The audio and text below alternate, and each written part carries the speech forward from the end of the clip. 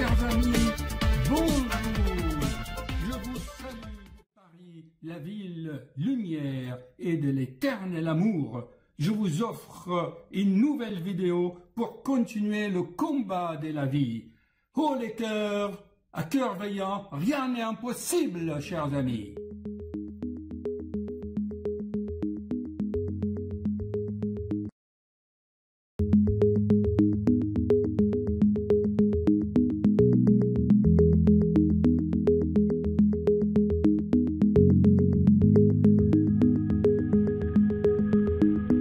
Bonjour chers amis, depuis quelques jours, je reçois des messages, des mails. Et où vous êtes, docteur? Qu'est-ce que vous devenez? Ça fait quelques jours, on vous voit pas, vous ne publiez plus de vidéos. Chers amis, ça dépend aussi de vous, car ce que je vous propose, ce sont des expériences vécues personnellement. C'est une élaboration, une synthèse de la créativité. Je veux pas aller chercher à droite et à gauche pour vous gaver d'informations, car à quoi cela va servir? Oui, chers amis, une synthèse. Il y en a qui disent, oui, dans ces vidéos, il est un peu fouillis, comme on dit, il parle de beaucoup de choses. Mais en fait, non, si on observe calmement, on voit qu'il y a des liens cachés entre les notions que je propose.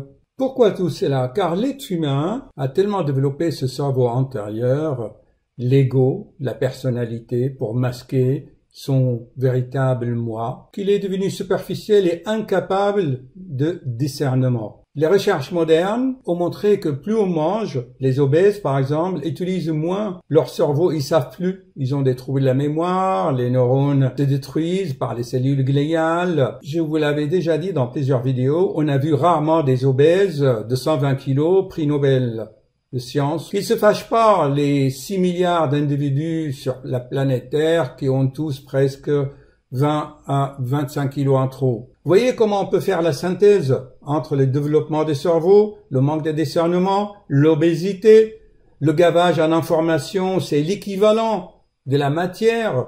Tu manges du sucre, c'est comme si tu manges aussi de l'information, tu télécharges n'importe quoi sans discernement. Mais les révélations données à l'humanité au début du siècle dernier dans le message du Graal d'Adorchine montre, voyez que le cervelet ici, ce qui est en rouge, eh bien, il est en train de se développer petit à petit. Dans quelques centaines d'années, il aura sa place, presque la moitié dans la tête. D'ailleurs, je vous l'avais déjà dit, j'ai rencontré des neurologues futuristes, ils m'ont dit, ici, à la base du crâne, il commence à y avoir des modifications. D'ailleurs, si vous observez les enfants dans le jardin public, voyez qu'ici, derrière la tête, c'est plus développé. Alors que chez, par exemple, les hommes de 50-60 ans, ici, l'arrière du crâne, ici, est presque plat. Ce matin, j'ai été inspiré pour vous faire cette vidéo. Car, encore hier, j'ai vu des patients. La cause de la plupart des maladies, de problèmes de l'humanité, c'est manque de communication. L'être humain de nos jours, à cause de cet intellect, de ce cerveau antérieur, ne sait plus communiquer que par la violence. Depuis maintenant 5-6 000 ans, il n'a fait que des guerres, que des invasions, des massacres, des civilisations qui détruisent d'autres. Il y a encore des guerres. L'être humain dit oui, c'est le stress. Mais le stress, à mon sens, c'est manque de communication et manque de savoir vivre. Souvent, les relations entre manager et employé, et d'autre part, le développement de ce cerveau induit la peur et l'insécurité. L'être humain commence à thésauriser, à accumuler par peur. Le principe de Lucifer, on en a parlé.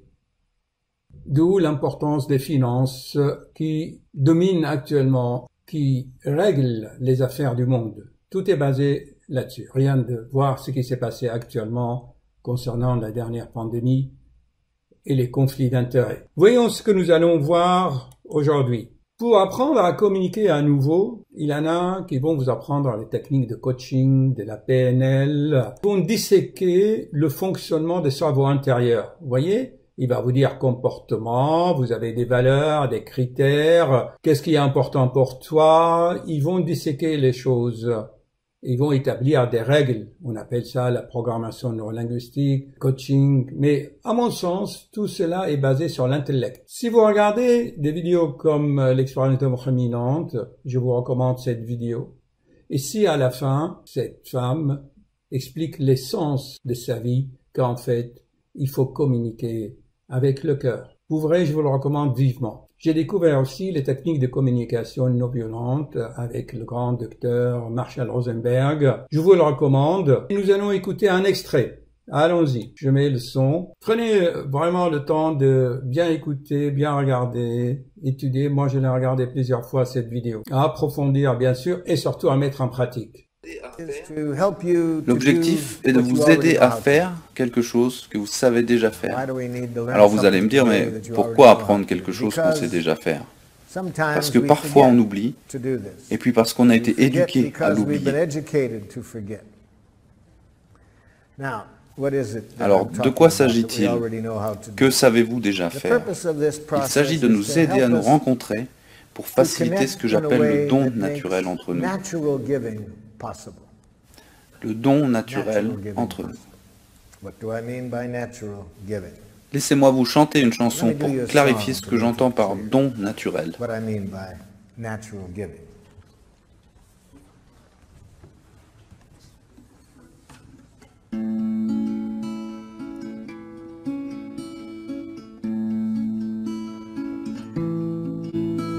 I never feel more given to than when you take from me. When you understand the joy I feel caring for you. And you know my giving isn't done to put you in my debt, but because I want to live the love I feel for you.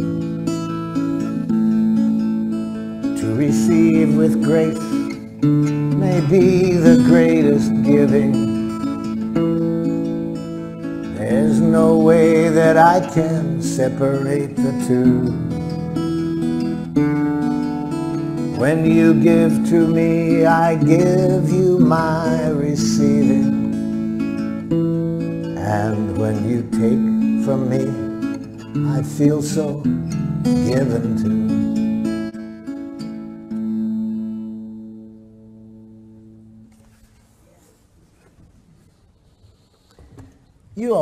Vous savez tous donner de cette manière. Et c'est ce qui m'intéresse aujourd'hui. Rester dans cette qualité d'échange, de don, moment après moment, à chaque rencontre. Mais nous savons aussi qu'il est très facile de l'oublier. Il est très facile de perdre cette connexion.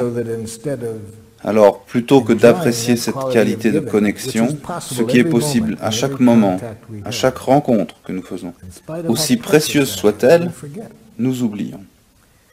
Et au lieu de jouer au jeu dont je parle dans la chanson, que j'appelle « Rendre la vie merveilleuse », le jeu le plus fun que je connaisse, au lieu de ça, la plupart du temps, nous jouons à un autre jeu, qui s'appelle « Qui a raison ».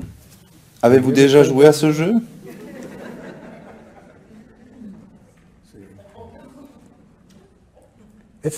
Pourtant, c'est un jeu où tout le monde perd.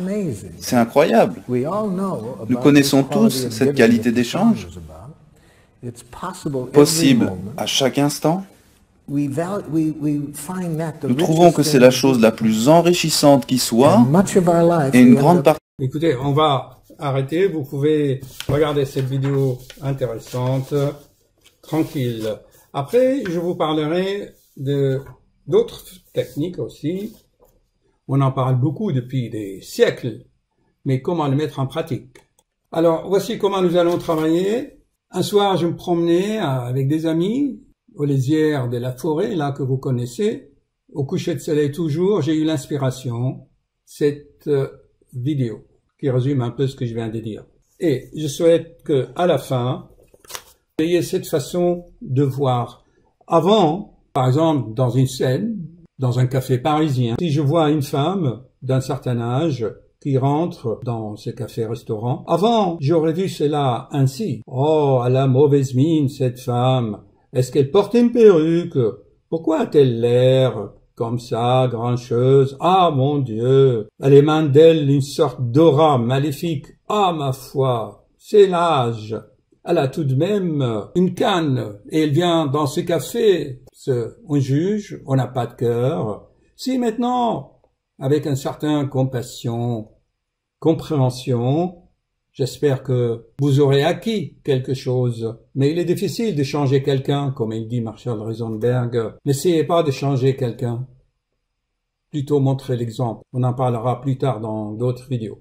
Si maintenant, après avoir visionné cette vidéo, que vous voyez une femme qui rentre dans un café-restaurant, de la sorte, j'espère que vous direz, elle prend place sur la première chaise, elle est venue rapprocher son déambulateur ou sa canne pour se rassurer. Quelle finesse des gestes, quelle tranquillité, quelle tristesse, quelle mélancolie dans ce visage. Elle se sent seule, elle souffre.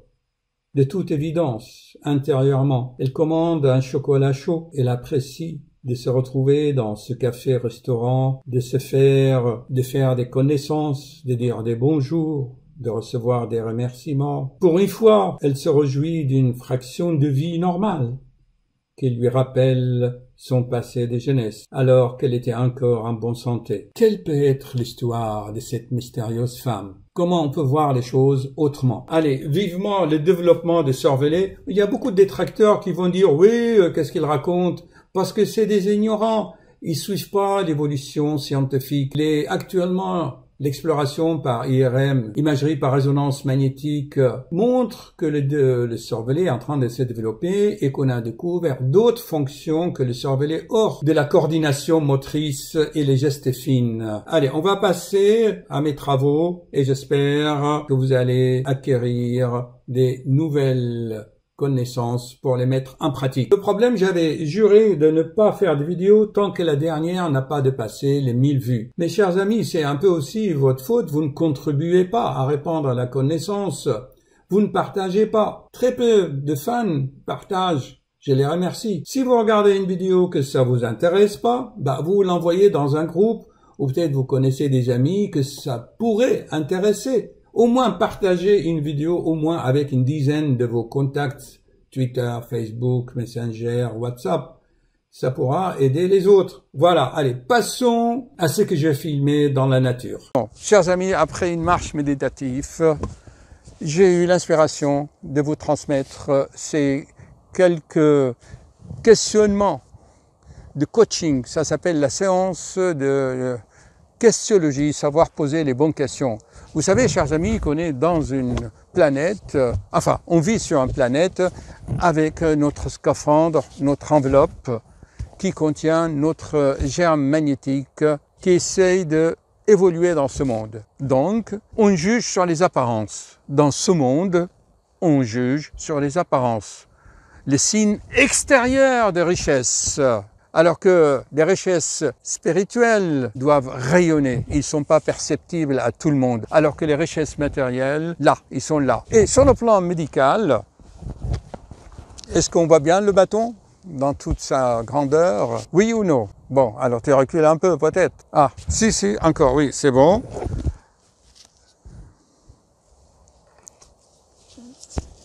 Alors, on disait quoi? Assistante script. Toute sa richesse. C'est-à-dire que dans ce monde, on juge sur les apparences.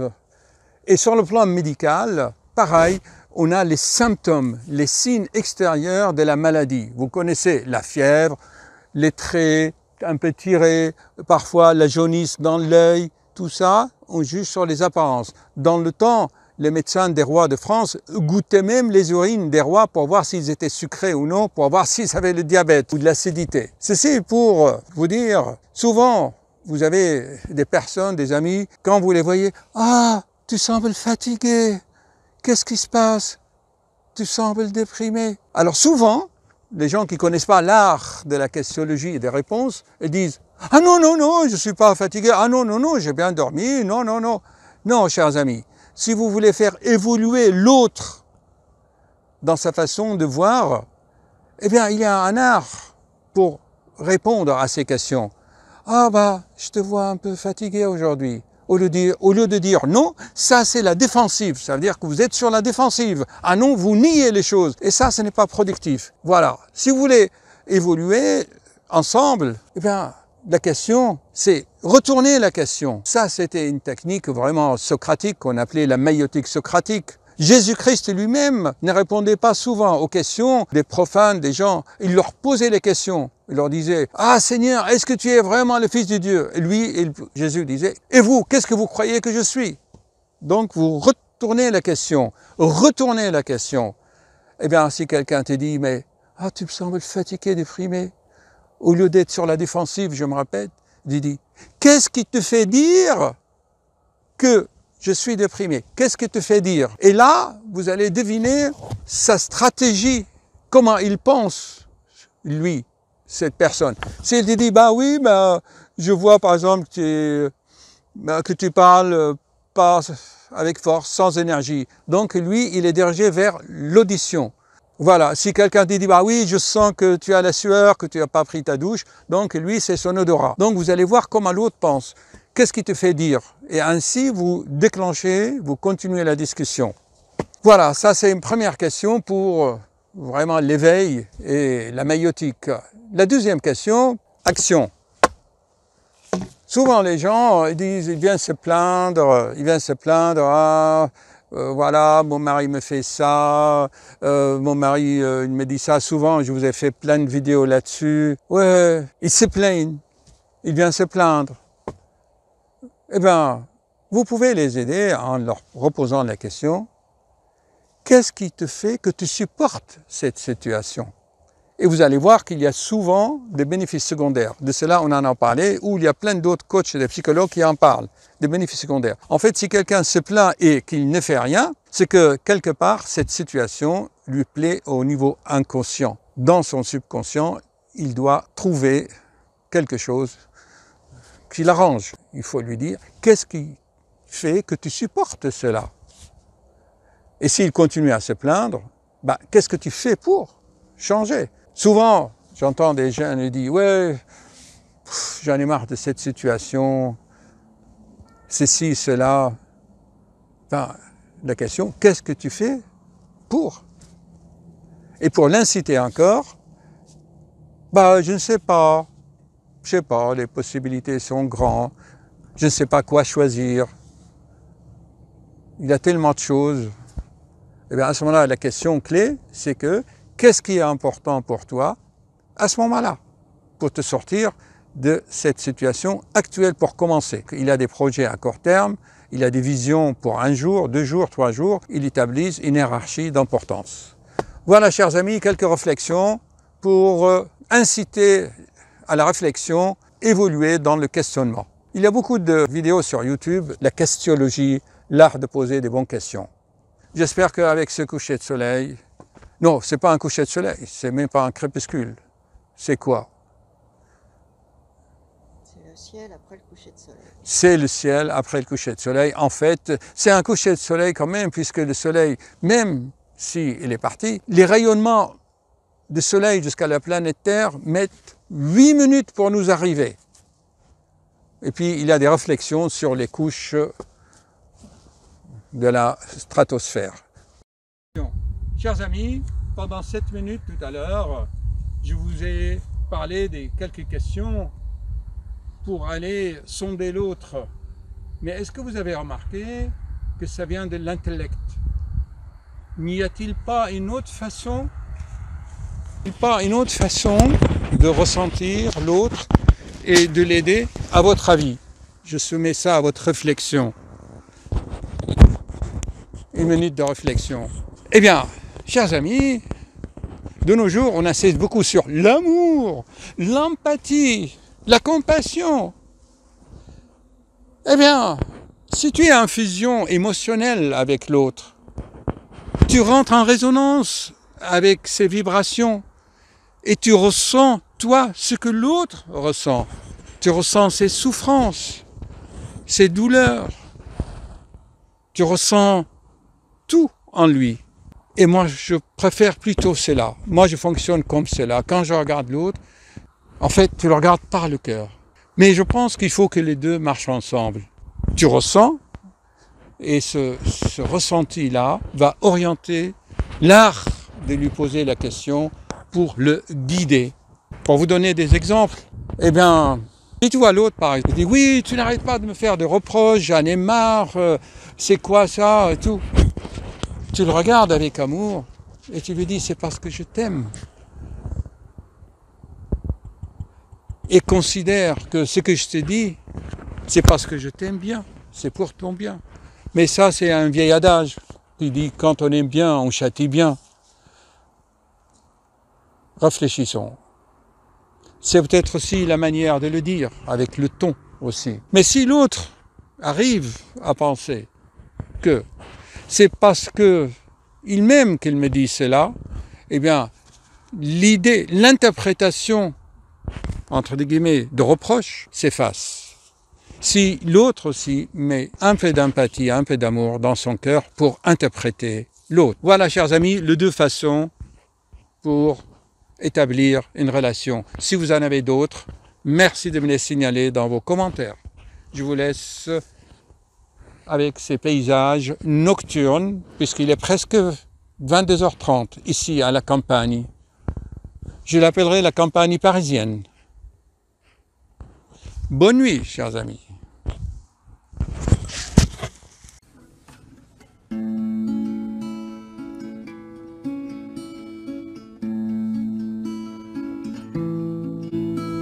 I never feel more given to than when you take from me.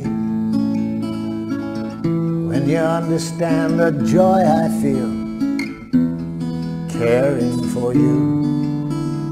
And you know my giving isn't done to put you in my debt, but because I want to live the love I feel for you. To receive with grace may be the greatest giving. There's no way that I can separate the two. When you give to me, I give you my receiving. And when you take from me, I feel so given to.